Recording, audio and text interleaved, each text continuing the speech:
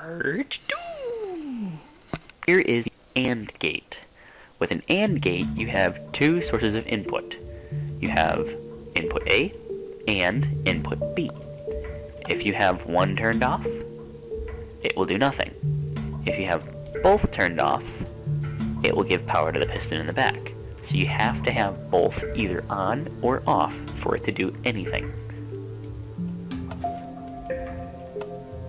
Well, for this one I have it set to be an inverter, so you have the off state.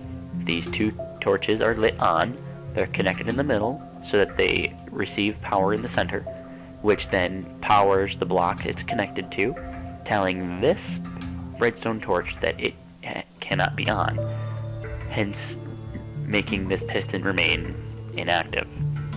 Now if I wanted to have this active again, I would have to have both of these on. So even with this one off, this center block is still receiving power because this switch is not off.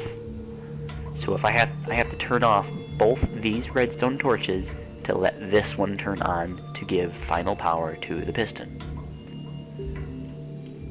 Hence the AND gate. On to the next one. Boing. Here we have the NAND gate. Both must be flipped to turn it off. So it's constantly on the on position. So the NAND gate is basically an inversion of the AND gate. So instead of having to flip them on to turn the piston on, I have to flip them off to turn the piston off. Or, I have to turn them on to turn the piston off. I'm sorry. So, if I want constant power, I would use a NAND gate. And if I wanted to turn it off, I would have to input the correct levers to then turn it off. Over here we have the OR gate, which is the most simplistic one you can ever make. And I'm sure a lot of you have made these before and didn't even realize it. An OR gate is very simple. All you do is you connect every source right to what you're trying to power. So you can have it be turn on this lever to turn on that piston, or turn on this lever and it turns on the piston, or you can turn on this lever and turn on the piston. So it wouldn't matter which one you picked, any one of them will turn it on. That is the purpose of an OR gate. So you have choice, but it's useful for if you think there's going to be a glitch, like there's an unloaded chunk, but you still have power going in the chunk you have loaded, which still connects to the source you're trying to power. OR gates can be quite useful.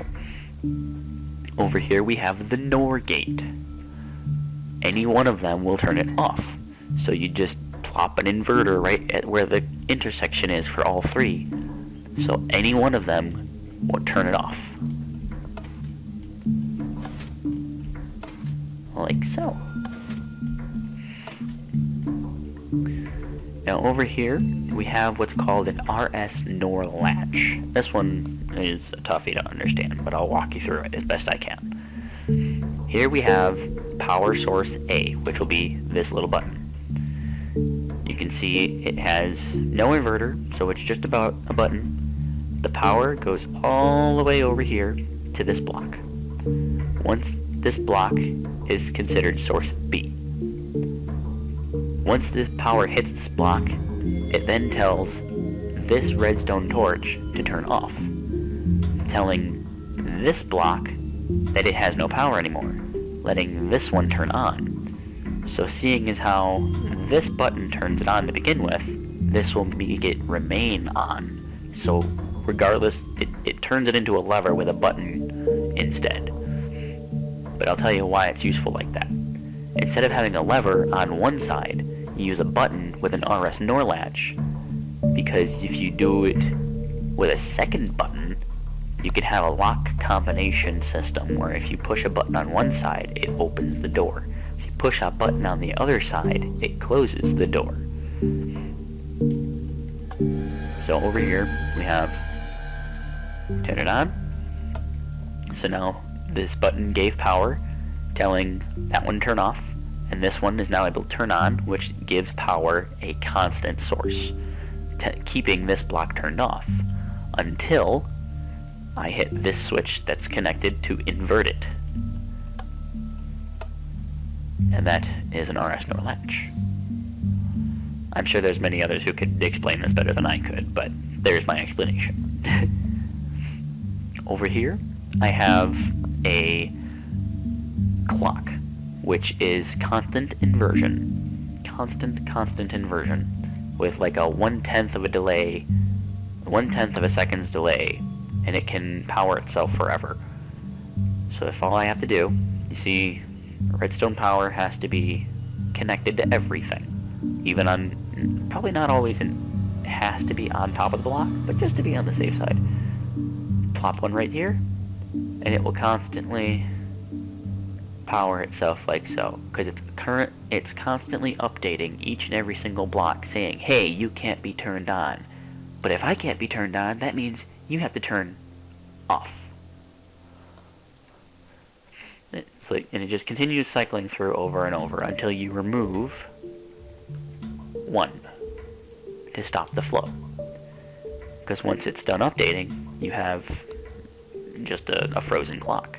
This can be great for making a great grandfather clock in the middle of town, or a simple timer for some kind of mechanism that has a trap or a dungeon map kind of thing, where you have a scenario where you push a button and you have so much time until the door at the end of the hall closes and you have to find the right door. Hint, hint, nudge, nudge. Over here we have the rocket pulsar, because this setup here updates so fast with the constant inversions that it doesn't know what to do with itself, so it spams everything and it just powers that like crazy. Let me show you. All I have to do is put a piece of redstone right there and it goes nuts. And all these torches are trying to constantly burn each other out because they're all receiving power to each other. It won't work if the redstone torches are on only one side of those two blocks. Like if they're both on the back or both on the front, they have to be on all four sides of both blocks, connected by redstone, just as you see here. Otherwise, it won't quite work. But you can see how the redstone is trying to say, hey, you can't be turned on, I'm getting power from something. And I believe that's it for the basic information of what you can use redstone power for. Next, I'm going to show you a lock mechanism for a door.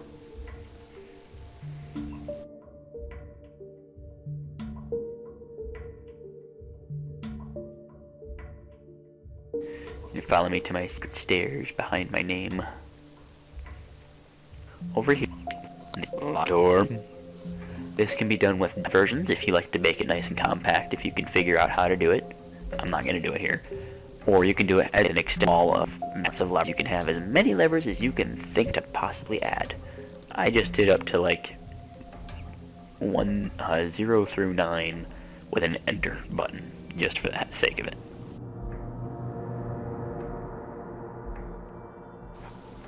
And the combo is 1, 3, 5, 7, 9. So every other switch has to be flipped. So we got 1, 3, 5, 7, and 9. What I gotta do is press the enter button, and because I use an RS NOR latch, like I showed you upstairs, the power remains constant. And then over here, you see this pressure plate. This is the other button for the RS NOR latch to invert the power, which will reset it and let the door close. This is perfect for when you're running away from mobs, or if you want to lock your houses and impenetrable fortresses, and you leave clues on what the combination is somewhere around, like awesomely hidden dungeons and such. Over here you can see the guts and the glory of the locking door mechanism. This may look a little bit more complex than what it needs to be, but this is how I had it set up. I worked off of a only 3 lever combination, so you would only see this, and that block all connected to an AND gate connected to an RS NOR latch.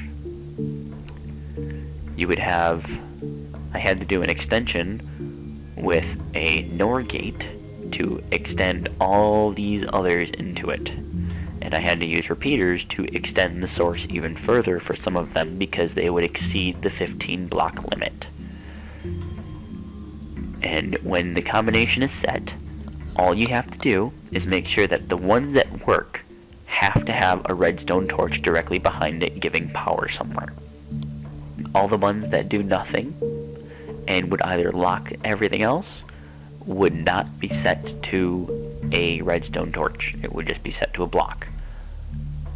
And with the RS NOR latch set, or not the NOR latch, just the NOR gate would use the inversion property so that you would have to have the proper setup to let the power go through. Otherwise, it wouldn't work.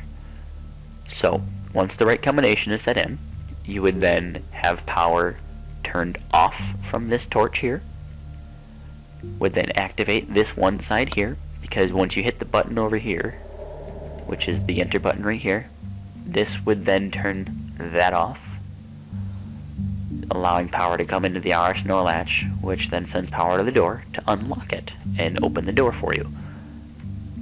Then once you step on the pressure plate here, it would then reset everything as you see it now.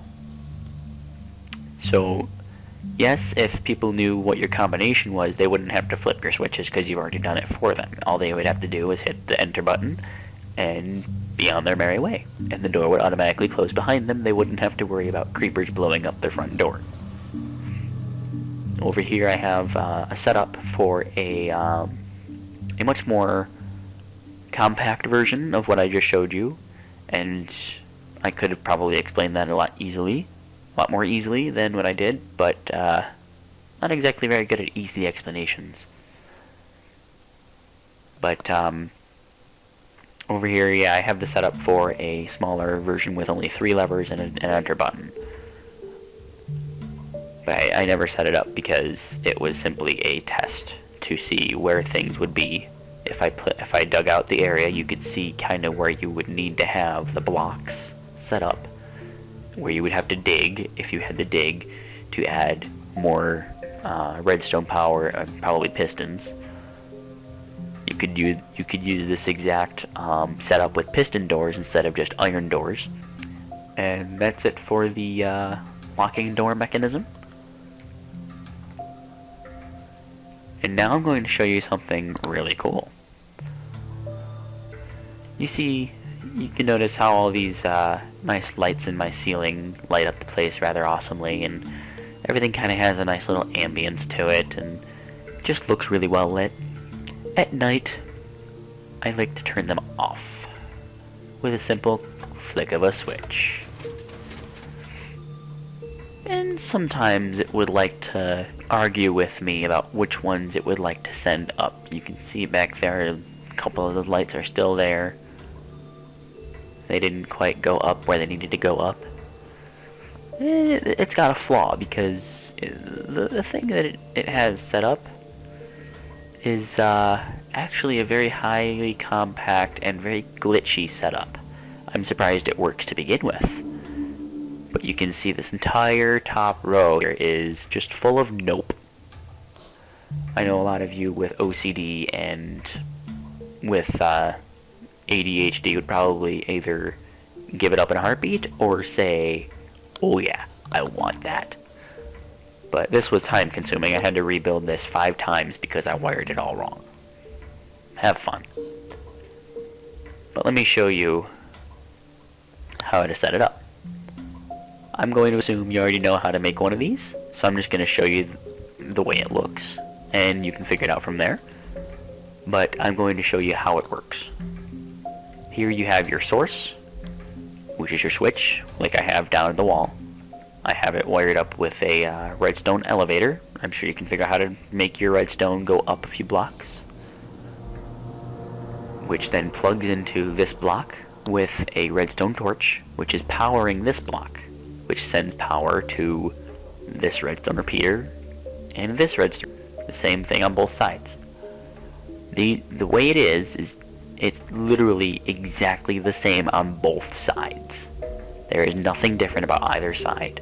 The only thing that it is different is that one piston, if there are three pistons all having to be turned on at the same time, they will fight each other over who will be on first. And once one has been declared the victor, like this left one here has been declared the victor, he will be turned on. The other one will be forced into the off position. Even though it has power, it cannot push through another piston's top portion through that far. And if you click the button here, it will fight each other again and have that port where they swap out. The top one has to be a sticky piston. The other two are just normal pistons. So you have the sticky piston, grab whatever your floor or whatever your ceiling will be, and then you have your glowstone or maybe even a lamp if you have redstone power going through your ceiling or floor. And it grabs the floor out and replaces it with the light.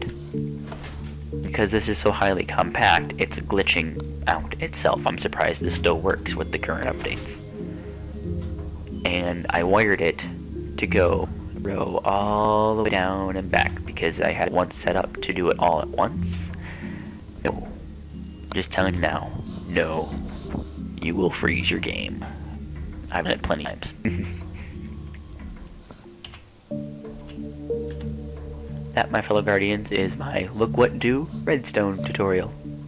Hope you found this video entertaining, somewhat enlightening, and full of information that you probably didn't already know. And I hope you share some videos on what you discovered with the use of what you found in this video today. And yeah, if you find my videos useful and helpful, please hit that like button down there, that subscribe button right there. And give me some thumbs up, and I would like it if you would leave some comments down below on what kind of videos you'd like to see next. If you'd like to become a guardian, subscribe! Join us on the Oval Table, where we will be hosting the Guardians of Zodia, which will be coming out soon, so keep an eye out.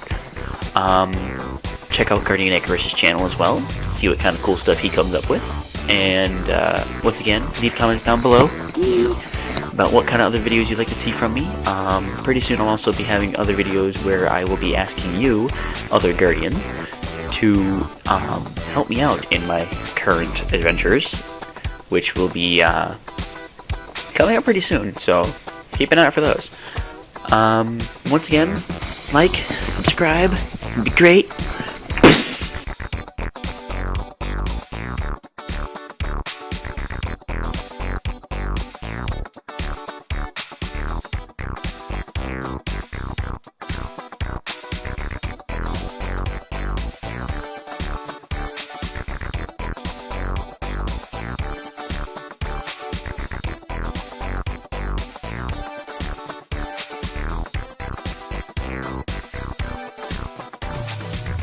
Subscribe.